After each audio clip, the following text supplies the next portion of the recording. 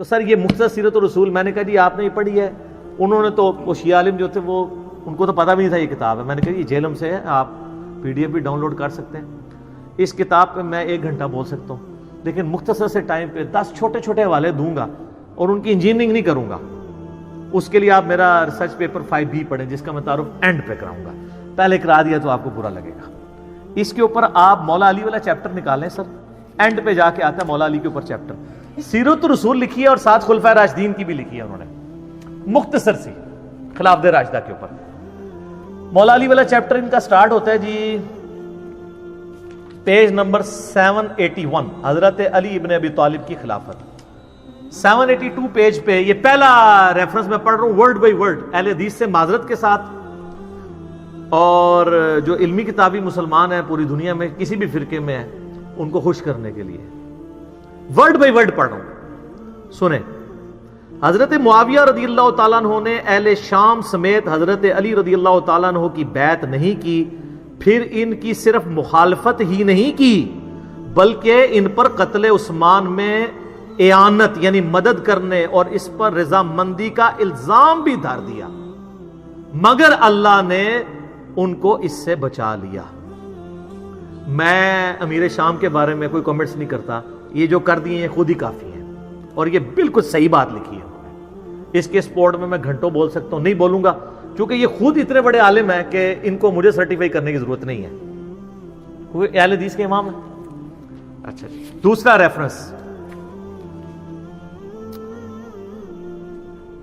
جنگ جمل کے کانٹیکسٹ میں وہ لکھتے ہیں اس کے بعد حضرت علی نے حضرت عائشہ کو مدینہ منورہ بھیج دیا. وہ جانے لگی تو لوگ ان کو ودا کرنے کے لیے دور تک ان کے ساتھ گئے. یہ ودا لفظ نہیں ہوتا، ودا ہوتا ہے زبر کے ساتھ.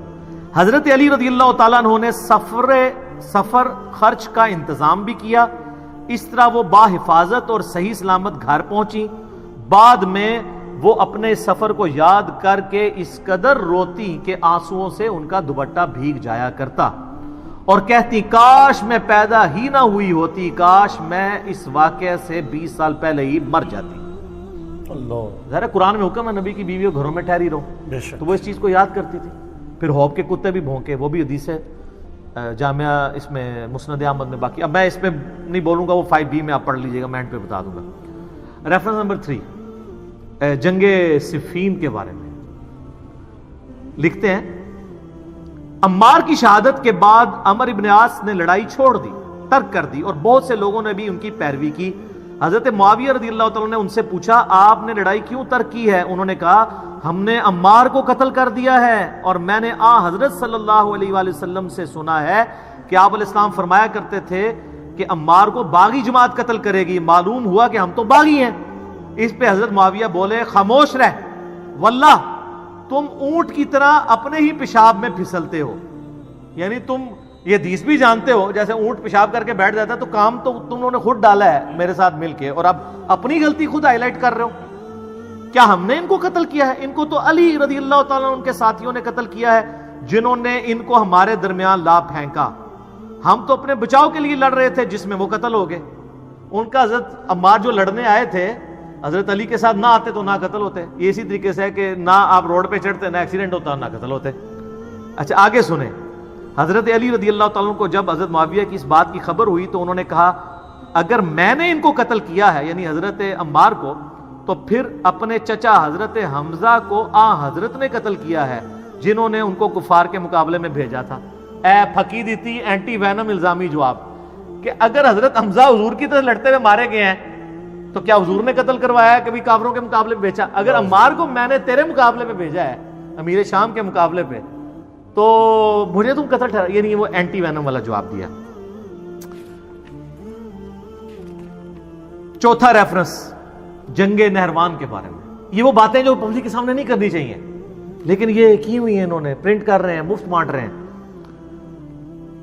جنگ نہروان خوارج کے خلاف وہ کہتے ہیں کہ کافی انہوں نے ڈسکشن کی. اس میں لکھتے ہیں ابو سعید خدری کہتے ہیں کہ میں نے رسول اللہ صلی اللہ علیہ وسلم سے سنا تھا خوارج کے بارے میں، وہ جو بخاری مسلم کی حدیث ہے کہ وہ دین سے ایسے نکل جائیں گے جیسے شکار سے تیر اپنے شکار سے نکل جاتا ہے.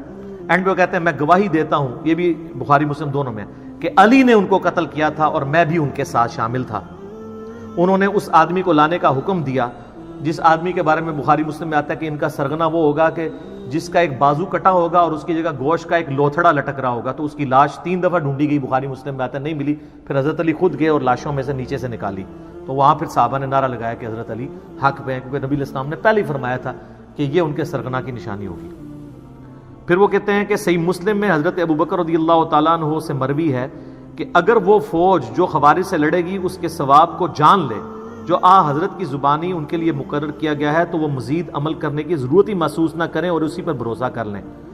یعنی خوارج کے خلاف لڑنا اتنی بڑی نیکی ہے کہ اس کے بعد خارجیوں کے خلاف لڑنے والوں کو اور کوئی نیکی کا کام کرنے کی ضرورت نہیں. جیسے بخاری مسلم میں آتا ہے کہ اہل بدر کی ہر غلطی معاف ہے, اس طرح خوارج کے خلاف جو حضرت علی کے ساتھی تھے ان کے بارے میں مسلم شریف انہوں نے ویسے لکھا حضرت ابوبکر سے مروی ہے, وہ حضرت علی سے ہی مروی ہے.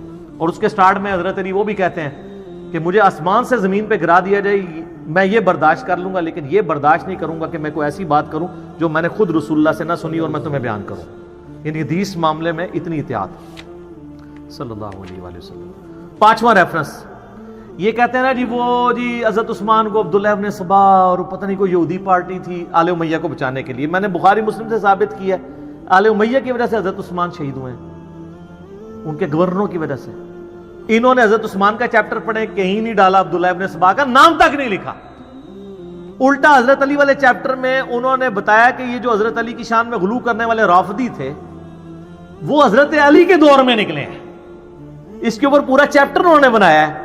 فرقہ غالیہ کا خروج, حضرت علی کے زمانے میں ایک غالی فرقہ پیدا ہوا. کرتے کرتے نا اینڈ پہ وہ لکھتے ہیں کہ حضرت علی نے اپنے غلام قمبر کو بلایا اور پھر انہوں نے جو ہے نا وہ ان لوگوں کو آگ میں جلا دیا جن لوگوں نے حضرت علی کے لیے الوہیت کلیم کی تھی, جس کی باقیات آج کل یہ نصیری ہیں. اور پھر وہ بخاری میں آتا ہے نا کہ حضرت ابن عباس تک بات پہنچی تو کہتے کاش حضرت علی ایسا نہ کرتے, کیونکہ یہ سزا آگ میں جلانے والی اللہ کے ساتھ خاص ہے, مخلوق نہیں جلا سکتی. تو حضرت علی نے کہا کہ ابن عباس نے سچ کہا. اور ابو داؤد میں ہے کہ انہوں نے کہا کاش مجھے یہ پتا ہوتا پہلے. یعنی حضرت علی نے جان بوجھ کے ایسا نہیں کیا تھا, لیکن حضرت علی کا غصہ اتنا تھا کہ مجھے خدا کے مقابلے پہ ٹھہرا رہے ہیں, تو انہوں نے ان کو قتل کی بجائے آگ میں جلوایا تھا. یہ تو خود مان رہے ہیں اس میں. اچھا جی, ریفرنس نمبر 6 حضرت علی کے بارے میں لکھتے ہیں کہ لباس اور خوراک میں آپ کی سادگی بیان سے باہر ہے. آپ کا عمل اور فضل اسلام کی طرف سبقت اور رسول اللہ کی مائیت میں کفار سے جہاد ازر من الشمس ہے صلی اللہ علیہ وآلہ وسلم. پھر لکھتے ہیں امام احمد بن حنبل اور قاضی اسماعیل بن اسحاق کہتے ہیں, اور یہ صحیح سند سے المسند الحاکم میں ہے, کہ حضرت علی رضی اللہ تعالیٰ کے فضائل اور مناقب میں جتنی احادیث مروی ہیں دوسرے کسی آدمی کے فضائل اور مناقب میں اتنی احادیث نہیں ہیں. اے لکھ رہے تھے جی سعودیہ والے وہابی اور پاکستانی وہابی کے کہہ رہے ہیں, اور رہن دو میں آج نہیں, آج اپنے بزرگوں نو رو. ریفرنس نمبر 7 وہی جو ہم کہتے ہیں حضرت علی نے حسن ابن علی کو اپنا خلیفہ نامزد نہیں کیا, انہوں نے بھی وہی لکھا. کسی نے کہا کیا آپ اپنے بعد آنے والے خلیفہ کو نامزد کریں گے؟ انہوں نے فرمایا نہیں, میں تمہیں اسی طرح چھوڑوں گا جس طرح رسول اللہ صلی اللہ علیہ وسلم تمہیں چھوڑ گئے تھے. بعض نے کہا کہ آپ لوگوں سے حسن کے لیے بیعت لے لیں تو آپ کے انتقال کے بعد ہم آپ کی کمی محسوس نہیں کریں گے. فرمایا میں نہ تمہیں اس کا حکم دیتا ہوں نہ منع کرتا ہوں, یہ تمہارا اپنے چوائس ہے, میں یہ کام نہیں کروں گا. یہ بات ہے سر, خلافت و ملوکیت میں یہ فرق ہے. ریفرنس نمبر 8 سر یہ سب سے کڑوا ہے اور آیا 8 نمبر پہ ہے. جنت کے بھی 8 دروازے ہیں نا, بخاری مسلم میں آیا ہے کہ رمضان میں وہ 8 دروازے کھول دیے جاتے ہیں. مسلم شریف میں ہے جو وضو کے بعد اشہد ان لا الہ الا اللہ واشہد ان محمدا عبدہ ورسولہ پڑھ لے, جنت کے 8 دروازے کھول دیے جاتے ہیں. تو sir reference number 8 word by word بنو امیہ حضرت علی کی تنقیص اور ان کے بارے میں نازیبا الفاظ استعمال کرتے رہے, مگر اس سے علماء کے دل میں ان کی محبت بڑھ گئی اور قدر و منزلت میں اضافہ ہو گیا. عمر بن عبداللہ بن زبیر کہتے ہیں کہ بنو امیہ 60 سال تک ان کو گالیاں دیتے رہے. یہ سب کا لفظ نہیں ہے, عربی کھولیں, شتم کا لفظ ہے. سب کا ترجمہ تنقید بھی ہو جاتا ہے نا, اس لفظ کا نہیں ہوتا سب و شتم جو ہم بولتے ہیں. اور یہ نہ سمجھے کہ یہ انہوں نے کہانی لکھی. سر صحیح مسلم 6229 حدیث لعن اللہ ابا تراب کہتے تھے, ابو تراب علی بن ابی طالب پر لعنت, یہ لفظ بولتے تھے نعوذ باللہ آل امیہ. تو یہ آپ کے بزرگ ٹھیک لکھ رہے ہیں.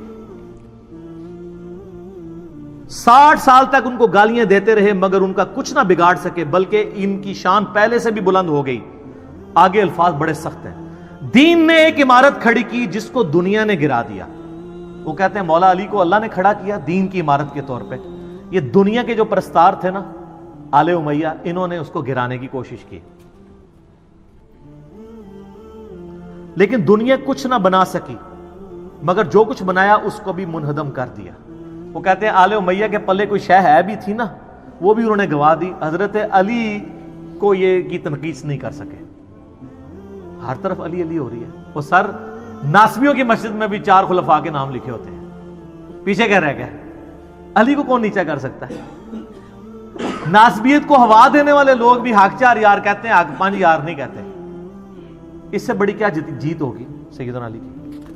سیکنڈ لاسٹ ریفرنس نمبر 9، وہی حدیث لکھی ہے ابو داؤد ترمذی کی کہ میرے بعد خلافت 30 سال تک رہے گی. اس کے کانٹیکسٹ میں لکھتے ہیں اور حضرت علی کی خلافت 4 سال اور 8 مہینے ہے. اس کو حدیث میں 30 سال اس لیے کہا گیا کہ اصل مدت اس کے قریب قریب ہے، یا حضرت حسن رضی اللہ تعالیٰ عنہ کی مدت خلافت کو اس میں شمار کیا گیا ہے کیونکہ وہ اس کو مکمل کرتی ہے. وہ کہتے ہیں حضرت حسن کے جو 6 مہینے ہیں وہ ملا کے یہ 30 سال پورے ہوتے ہیں. اور یہ تو ابن تیمیہ نے منہاج السنہ میں لکھا ہے کہ ربیع الاول میں نبی علیہ السلام کی وفات ہوئی 11 ہجری میں، اور ربیع الاول 41 ہجری میں صلح حسن ہوئے. حضرت حسن کی صلح پہ 30 سال پورے ہوتے ہیں. تو خلیفہ راشد 5 ہیں، ابو بکر، عمر، عثمان، علی، حسن ابن علی. اور یہ محمد بن عبد الوہاب صاحب کے بیٹے بھی یہ بات مان رہے ہیں اور لکھ رہے ہیں. آخری ریفرنس ہے خلافت حسن کے اوپر انہوں نے چیپٹر باندھا ہے. اس کے بعد صلح حسن کے اوپر انہوں نے اس کے اوپر کنکلوڈ کیا ہے اور حضرت حسن کا خطبہ نقل کیا ہے جو انہوں نے معاویہ سے صلح کے بعد دیا تھا. اس خدا کا شکر ہے جس نے ہمارے ذریعے تمہارے پہلوں کو ہدایت بخشی. یعنی انہوں نے کہا کہ تمہارے باؤ اجداد کو اللہ نے ہم بنو ہاشم کے ذریعے ہدایت دی اور ہمارے ذریعے تمہارے پچھلوں کا خون بند کیا. آج بھی ہم نے ہی قربانی کی ہے اور اپنی مسند چھوڑی ہے، قتل و غارت سے بچایا ہے تمہیں. وہ دوزخ کی آگ سے بچایا تھا اور یہ دنیا کی آگ سے بچا لیا.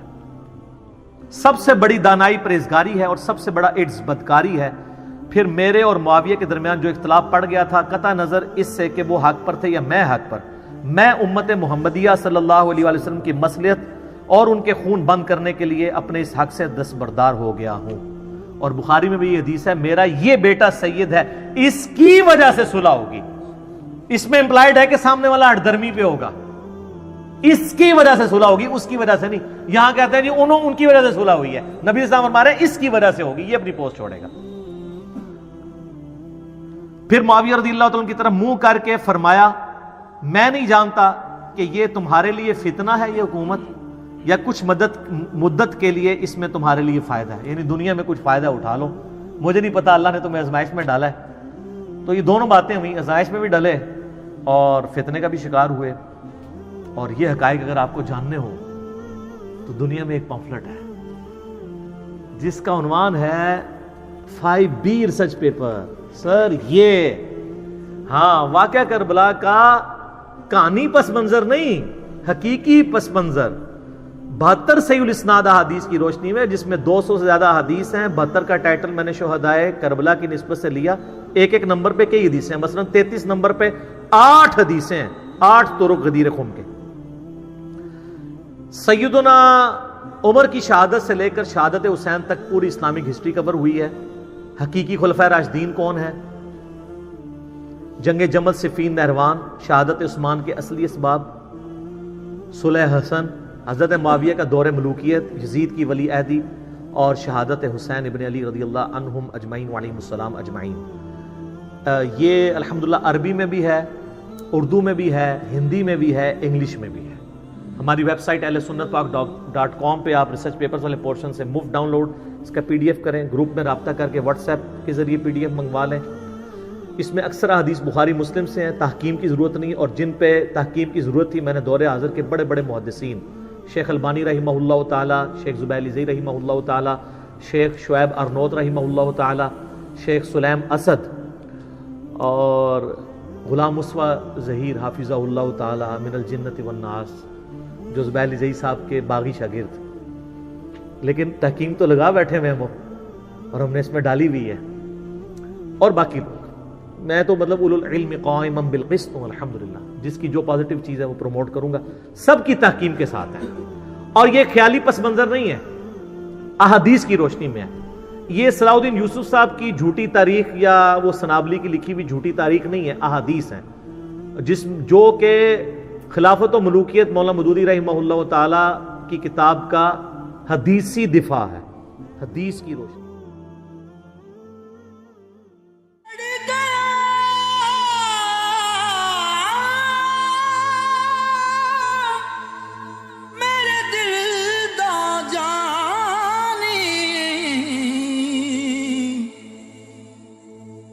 میں ککھاں وانگر رل گئی، پھلاں نال نازک جندڑی میری وچ کنڈیاں دے رل گئی، کم سجنا دے مار مکا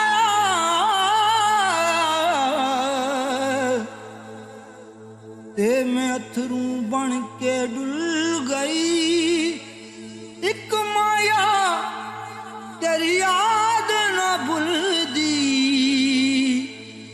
باقی ہر شے جگ دی بھل گئی۔